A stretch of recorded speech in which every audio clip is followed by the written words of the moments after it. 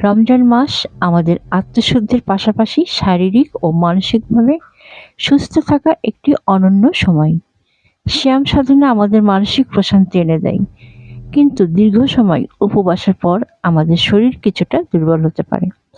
তাই রমজান শেষ হওয়ার পর আমাদের উচিত প্রয়োজনীয় সুস্থতা বজায় রাখতে সঠিক স্বাস্থ্য সচেতনতা ও পরিমিত খাওয়ার অভ্যাস গড়ে তোলা। তাই আসুন রমজান শেষে কিভাবে নিজেদের স্বাস্থ্য ভালো রাখতে হবে সে বিষয়ে কিছু টিপস জেনে নিন। রমজান শেষে শারীরিক ও মানসিক সুস্থতা অর্জন করার জন্য একে অপরের প্রতি যত্নশীল হওয়া প্রয়োজন।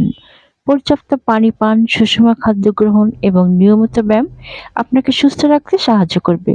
শরীরের প্রয়োজনীয়তা বুঝে ও সচেতনভাবে জীবনযাপন করলে আপনি আবার প্রফুল্ল হয়ে উঠবেন। দ্রুত শরীরে শক্তি ফিরে পাওয়ার জন্য ধীরে ধীরে আগের রুটিনে ফিরে এবং জীবনের প্রতিটি মুহূর্তে সুস্থতার জন্য সচেতন থাকুন। আপনার শরীরকে ভালোবাসুন, কারণ সুস্থ শরীরেই সফলতা ও সুখের রন্ধনশিল্প লুকিয়ে থাকে। রমজান মাস শেষ হলেও স্বাস্থ্যকর জীবনযাত্রা যেন হয় আমাদের প্রতিটি দিনের অঙ্গ। সোহানা ওয়েলনেস আপনার সুখী ও সুস্থ জীবনের সঙ্গী।